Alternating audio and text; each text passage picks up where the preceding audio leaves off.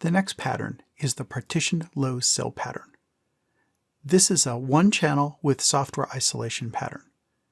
There's a single CPU represented by the solid box, but inside that CPU there are two different operating spaces for two different SILs of software.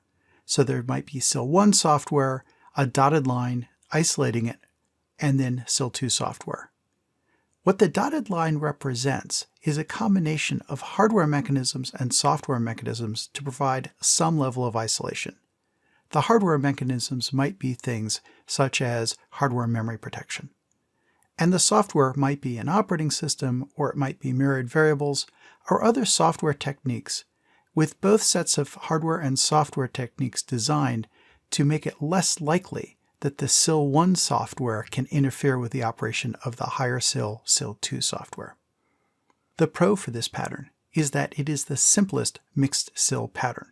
It's still one CPU, and more or less what you're using is a real-time operating system to provide the task isolation.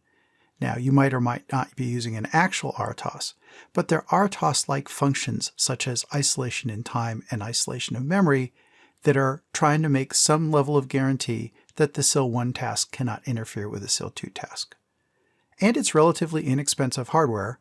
You might need hardware memory protection, so that's more than you'll find in a small microcontroller, but the idea is you only have a single CPU rather than actual hardware redundancy. There are two main cons for this approach. The first is that using this approach requires a SIL isolation argument.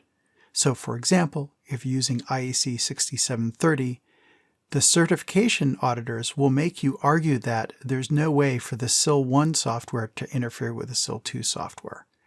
And that might not seem so bad, especially if you're using RTOS for memory protection, you have some sort of task timing isolation. For example, the SIL 2 task is the only task that owns interrupts, some I/O isolation, etc. But the catch is, if you ever make a change to the SIL 1 software, you're going to have to go back and re-argue that isolation.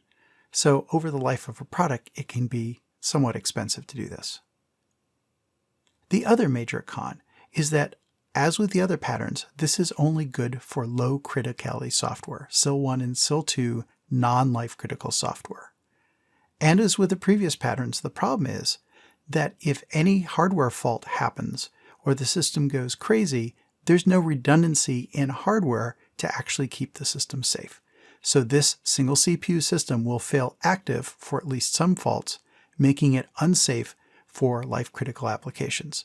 So you cannot have SIL 3 software or SIL 4 software in this system. That's not safe.